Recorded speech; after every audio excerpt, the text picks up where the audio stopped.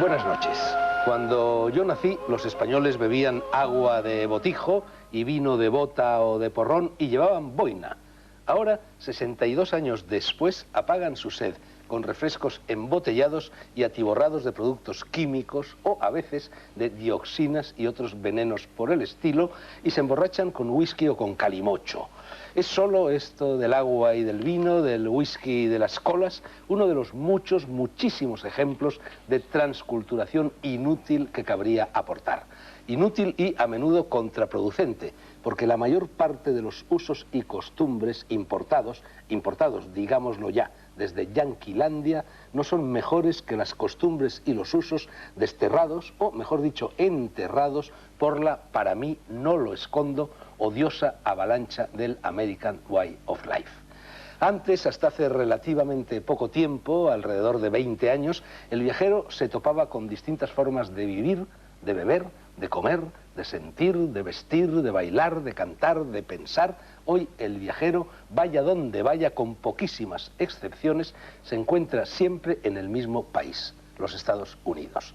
Estamos metidos hasta el cuello en las nada movedizas arenas del pensamiento único y esa uniformidad, esa monotonía, esa homogeneización impuesta a golpes de martilleo mediático, de técnicas de publicidad o de abierto lavado de cerebro y de misiles teledirigidos por las multinacionales, genera en todas partes y también entre nosotros, últimos representantes de esa especie en extinción, que es el Homo ibericus, genera, decía, modos de vivir y de entender la vida menuda, la vida cotidiana, la vida del minutero, que son prácticamente iguales en todas partes.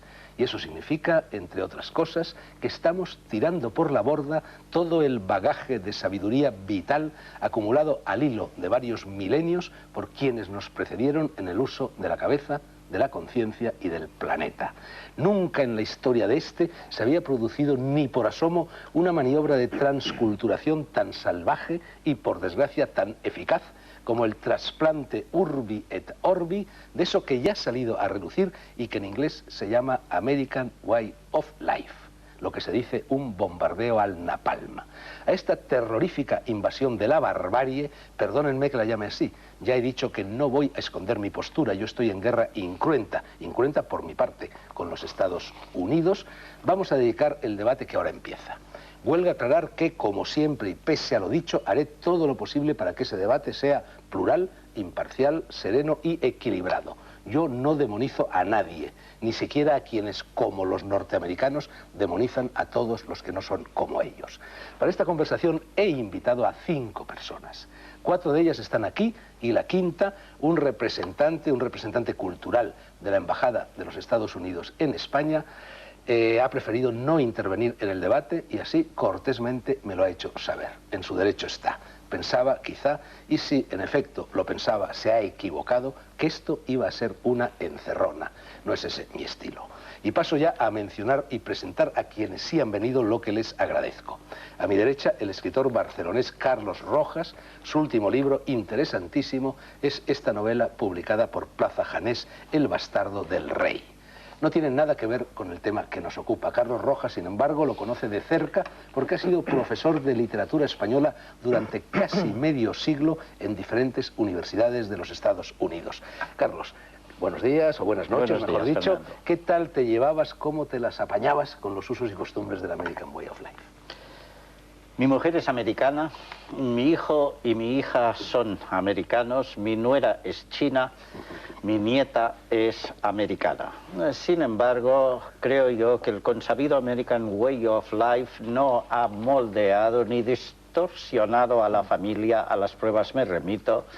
Sigue siendo ciudadano español, conservo el piso que tengo en Barcelona, la casa que heredé de mi abuela en el Pirineo. Allí está mi mujer, que es americana, como ya dije. Mi hijo es sinólogo, está haciendo el doctorado en Colombia en literatura china. A propósito del American Way of Life, acaba de regresar de un congreso de estudios orientales en Viena y allí descubrió, un poco para su ingenuo asombro, de que los estudios orientales en Europa se reducen a la enseñanza y conocimiento de la lengua, en tanto que adentrarse en la literatura, esto está muchísimo en el orden del día en los Estados Unidos, en estudios orientales. En Europa, para los sinólogos europeos, desdichadamente, es terreno prácticamente desconocido, terra ignota. Mi hija estudiaba Derecho en American University, en Washington, D.C., y se marchó a Puerto Rico porque quieren tener la posibilidad de ejercer libremente, según su propia decisión, la carrera de Derecho, ya sea en Puerto Rico, en los Estados Unidos, mainland, el continente, o en España. Lo que en el fondo quiere es venir a España. Por lo que se refiere a mí, los años que llevo, que no son casi 50, queridos, son sencillamente 43, tan solo, en los Estados Unidos, enseñando en un college donde ahora precisamente está Disney World. Hay que ver los cambios culturales y el American Way of Life de la manera que nos ha moldeado a todos. Pero desde el año 60 estoy en Emory University, que claro, como todo el mundo, mejor dicho, me jubilé en el 96, pero como todo el mundo sabe, es una de las universidades de primera, segunda categoría.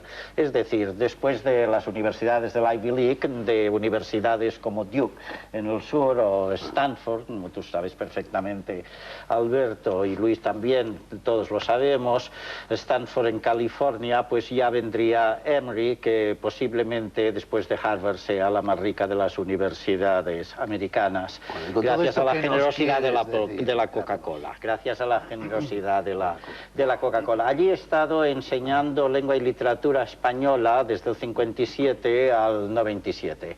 He visto la explosión académica que tiene ahora el español, cuando todas las otras disciplinas académicas, por lo que se atañe a lengua y literatura, están en total o bien absoluta decadencia. El español está creciendo como en un terreno completamente distinto, como dije antes, las casi recién descubiertas lenguas orientales, digo casi recién descubiertas, porque en Europa, de hecho, están todavía por descubrir en el plano superior académico, están también ascendiendo en los Estados Unidos. Por lo que a mí se refiere, me marché en 1957, reconozco que no me arrepiento, aunque muchas veces he renegado de los Estados Unidos. Renegué cuando echaron más bombas sobre Vietnam del Norte que se han arrojado, que se habían arrojado en toda la Segunda Guerra Mundial. Volví a renegar cuando la OTAN, al servicio del presidente Clinton, bombardeaba Yugoslavia. Al mismo tiempo llegué a España el 7 de abril, para ser exactos. Me parece que lo comenté contigo la vez anterior cuando tuviste la bondad de entrevistarme. Les dije a mis amigos, esta guerra terminará en el momento en que el presidente descienda en las encuestas. En el momento en que el presidente descendió 20 puntos en las encuestas, la guerra felizmente ha terminado. Ninguna guerra termina felizmente porque ninguna debiera haber empezado. Carlos, remata, que esto era una pregunta de presentación solo. Has rematado. Bien. Me quito ya la boina porque, en fin, una cosa es ser homo ibéricus y otra cosa es sudar la gota gorda en las fechas en las que en estos momentos vivimos. A mi izquierda, el periodista Luis Mazarrasa, viajero incansable, tan incansable como yo, colaborador del Mundo, del Periódico de Cataluña y de otros muchos medios de información y autor de varias guías del Trotamundos, entre ellas las dedicadas al oeste de los Estados Unidos y en el extremo opuesto a la India.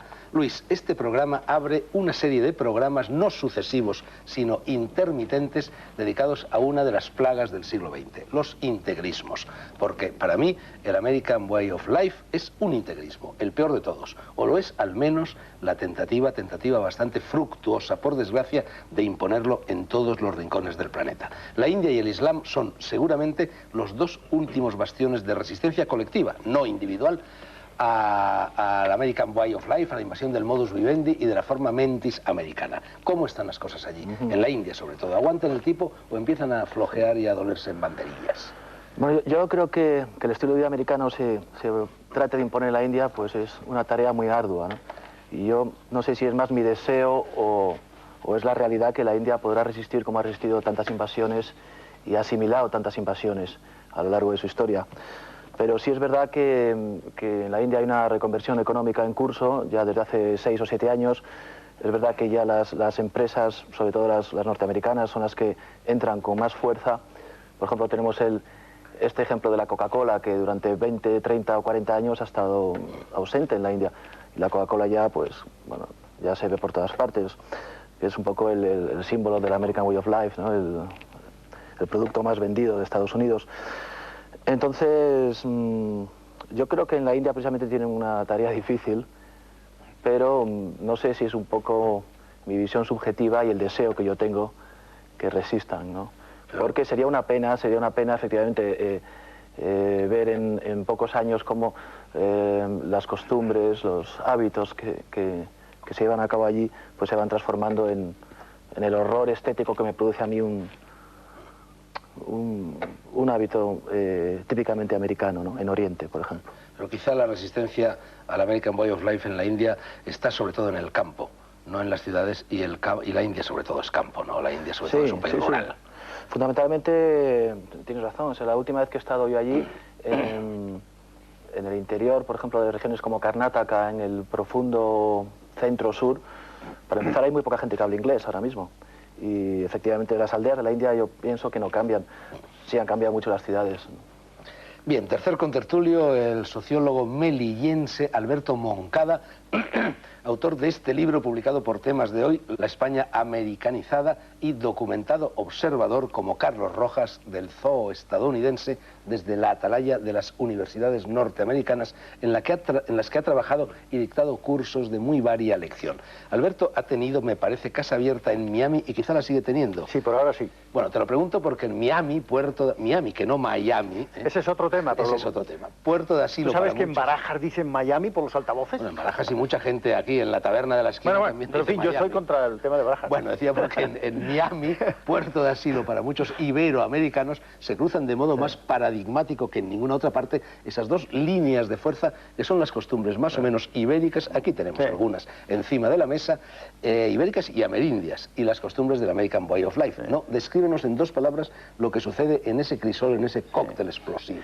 La verdad es que es de lo que más sé yo, porque el tema americano a mí me ha entrado más bien por el tema español y luego por el tema latino, ¿no? Es decir, sobre todo desde los 15 años que llevo en Miami. Bueno, la verdad es que la constelación de fuerzas que crece en Miami es también un ejemplo de todo Estados Unidos. No olvidaros que esta década ahí han entrado 10 millones de personas, como en 1900, es decir, la primera gran inmigración, 1900, 10 millones de personas, italianos sobre todo, irlandeses y ahora latinos y asiáticos, ¿no? Entonces, Miami es un puerto de arribada, un puerto de ruptura, y ahí, claro, naturalmente la gran palabra la han tenido los cubanos desde el 57, ¿no? Pero detrás de los cubanos han venido los centroamericanos, fruto de esa guerra civil en Centroamérica que creó los Estados Unidos, porque tampoco vayamos a pensar que aquello fue una cosa indígena, fue una guerra anticomunista la que hicieron los militares con el apoyo norteamericano. Y entonces Miami es una ciudad donde tú puedes no hablar inglés, donde tú encuentras la asimilación más fuerte, sin embargo, de aquellos hispanos que, como los italianos 50 años antes, los niños tienen que saber inglés, porque y sobre todo lo más gordo de la cultura americana se da en Miami, que es la desigualdad. Es decir, una de las cosas más importantes del modelo americano es que haya ricos y pobres, para que los pobres tengan esa sensación de que hay que morder y el rico la sensación de que hay que defenderse, ¿no? Miami, a través de un fenómeno curiosísimo, que es las asociaciones latinas de constructores, que son una de las cosas más duras del mundo, compran alcaldes, compran concejales, compran gobernadores, ¿no?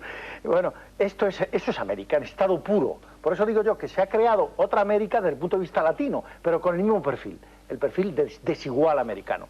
De modo que, aunque claro, en Miami la gente anglo se deja seducir por Gloria Estefan y por nuestras iglesias y por la caradura del último que llega, en el profundo está la estructura latinizada, como está ahora en Madrid, de lo cual espero que podamos hablar. América en España hoy es más fuerte. Por último...